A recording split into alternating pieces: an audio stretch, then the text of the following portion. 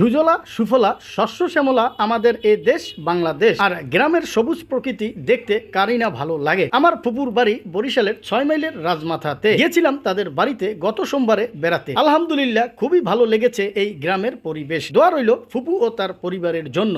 যাই হোক, এই গ্রামের মনোরম পরিবেশের চমৎকার ভিউ নিয়ে একটি বিস্তারিত ভিডিও আমি আপনাদেরকে দেখাবো। তার আগে বলে নেই, ভিডিওটি যদি ভালো লাগে আপনারা অবশ্যই লাইক, শেয়ার ও কমেন্ট করতে ভুলবেন না এবং সকলকে দেখার সুযোগ করে দেবেন। বিসমিল্লাহির রহমানির রহিম। পরম করুণাময় আল্লাহ তাআলার নাম নিয়ে শুরু করছি। তো বিস্তারিত ভিডিওটি দেখতে সাথে থাকুন। আমি আর আমার ছোট ভাই রেব্বি আর সাথে ছিল মাহিম ও হাসিব, এই কয়জন মিলে গিয়েছিলাম আমাদের ফুপুর বাড়িতে বেড়াতে, ছোট ফুপুর বাড়িতে, এবং গ্রামের পরিবেশের মনোরম প্রকৃতিটা একটু অনুভব করতে। তো যাই হোক, চমৎকার একটা পরিবেশ ছিল, আমার কাছে কিন্তু খুবই ভালো লেগেছে। তো ভালোই একটা অবস্থা, এবং দুপুরে খাওয়া দাওয়া করে চলে এসেছিলাম।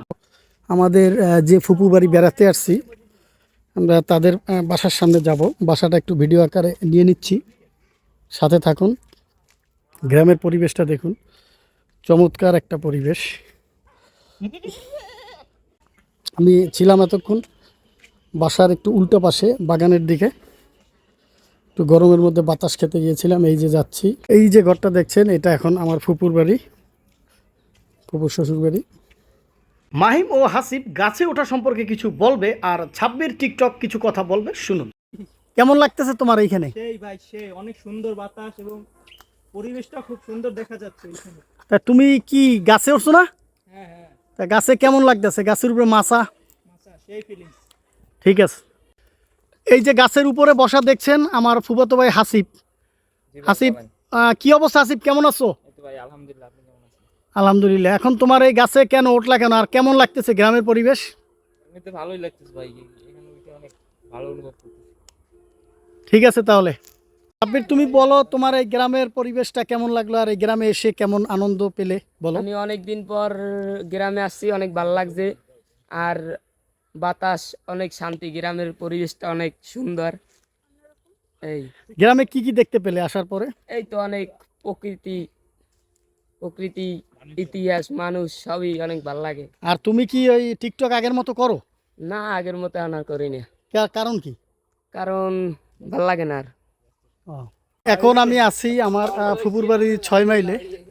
আজকে দুপুরে একটি দাওয়াত খেতে এসেছি। ইনশাল্লাহ একটা এই পরিবেশের, গ্রাম্য পরিবেশের একটা ভিডিও আপনাদেরকে দিব, সাথে থাকুন। ইনশাল্লাহ ভালো ভিডিও দেওয়ার চেষ্টা করব।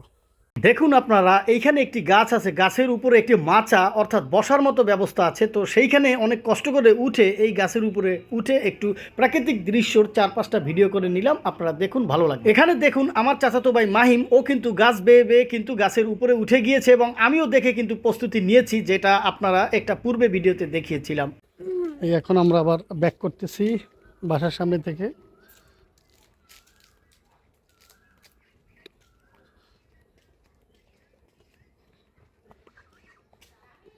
আলহামদুলিল্লাহ, ফুপুর বাড়ির গ্রামের পরিবেশটি খুবই ভালো লেগেছিল ওই দিন। যাই হোক, আমি এখন বিদায় নিব আপনাদের কাছ থেকে। বিদায় তো নিতেই হবে। আপনারা আমার জন্য দোয়া করবেন, আমি যেন আপনাদের মাঝে ভালো ভালো ভিডিও উপস্থাপন করতে পারি। সে পর্যন্ত ভালো থাকুন, সুস্থ থাকুন। আল্লাহ হাফেজ, আসসালামু আলাইকুম।